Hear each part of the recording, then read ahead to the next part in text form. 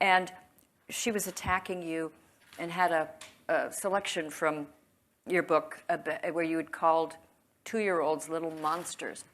And so suddenly all of these distraught Twitter followers of this feminist were saying, oh, he called them monsters. Little monsters. Yeah, little monsters. Yeah. And then occasionally there'd be a parent who would say, 2-year-olds kind of are monsters, and then there'd be, and they kind of are.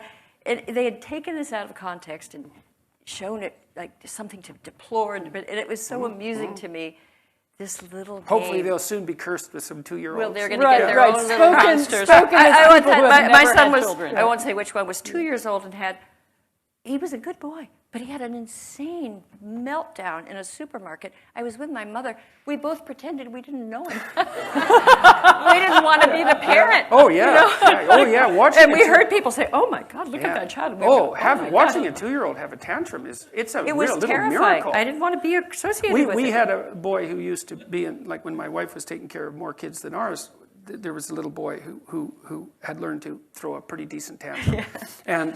And he would do that. And it didn't work in our house because we'd just leave him have his tantrum and go into a different room, and then he'd kind of wake up out of it and there wouldn't be anybody around. And so that, like if you put all that work into a dramatic display and you have zero audience, you're not going to sustain it.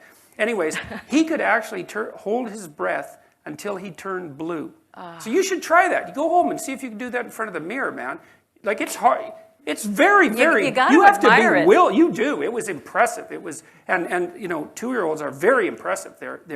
They have unbelievable outbursts of rage and disinhibited emotion. And your job is, they're driven by these underlying motivational systems that are unbelievably powerful. And it's part of what makes them delightful, because when they're happy, they're insanely happy, and when they're playful, they're incredibly playful. And so the positive end of them is way exaggerated compared to, a rather drab adult.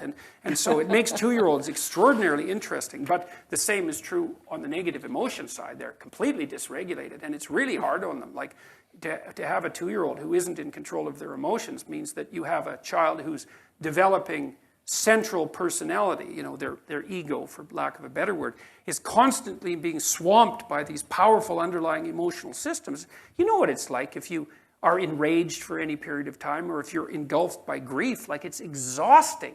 It's demeaning and it's exhausting. And it's the same with a little kid. It's like, it's a real defeat for the developing, integrated individual to be subjugated by those catastrophically powerful emergent emotions. And part of your job as a parent is to scaffold the part of the child that can regulate and inhibit those powerful underlying systems. So with my son, for example, when he used to misbehave, I would count and say, you're going to go sit on the steps.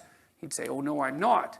I would say, oh, yes, you are. And then usually I'd have to chase him around because he wouldn't go sit on the steps. And so I'd put him on the steps, say, you're going to sit there until you've got yourself under control. And so he'd say, no, I'm not. And I'd say, yes, you are. And then he'd try to get up and I'd just hold him. Say, you're going to sit there. I'm going to hold you till you sit there. No, I'm not. It's like, I could outweight a 2-year-old. So I usually won those battles. And then he'd sit there and I'd say, look, kid, this is the deal. I'd say 2 things. Like, you want to have a bad day or you want to have a good day? You think about that. Because if you want to have a good day, we can just have a bad day. But if you want to have a bad day, we can have a bad day. So you sit here, and as soon as you get control of yourself and you're ready to be civilized, then you can come back and we can have a good day. So he'd sit there. It was unbelievable to watch, just enveloped with rage, trying to get himself under control, and so I'd come back 30 seconds later and I'd say, what, have you got your act together yet? No, not yet! And so then I'd wait, and usually it took him 2 or 3 minutes, and he'd calm down, and then he'd come back out and he'd say, I'm ready to have a good day. And he meant it, and I could tell he meant it too, because whatever resentment I was harboring towards him for his misbehavior, and you have to watch that when you're an adult, would vanish, because he'd come and he was done.